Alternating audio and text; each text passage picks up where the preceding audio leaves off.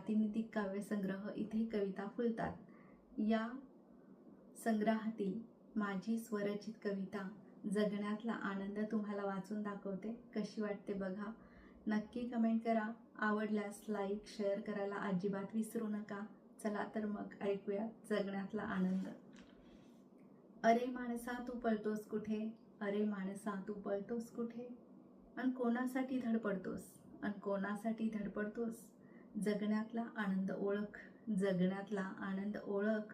शुद्ध श्वास घे, शुद्ध श्वास घे. खूप महत्त्वाचा आहे तो. महामायेच्या गर्दीतून स्वतःला सावर, महामायेच्या गर्दीतून स्वतःला सावर.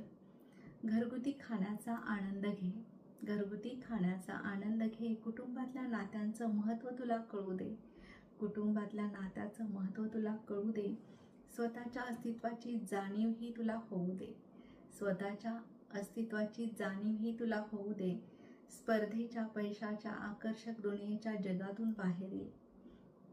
व्यसनांच्या आहारी जाऊ नकोस, निसर्ग प्रदूषित करू नको. माणुसकीची जाण ठेव, बेधुंद जगात वावरू नकोस. तुझ्या अतिरेकी बेजबाबदारपणे बेधुंदपणे वागण्याला लगाम घाल. या टाळेबंदीचं महत्त्व समजून घे.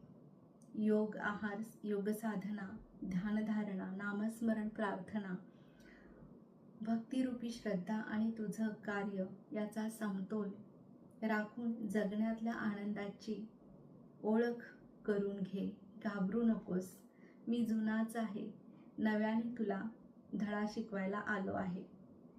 बघा, ही कविता जी आहे तर ती कोविडमध्ये सुचलेली होती आणि त्या कालावधी सुचलेली ही कविता आहे जगण्यातला आनंद. तर ही कविता तुम्हाला कशी वाटली आणि जर आवडलीच तर लाईक आणि शेअर करायला विसरू नका.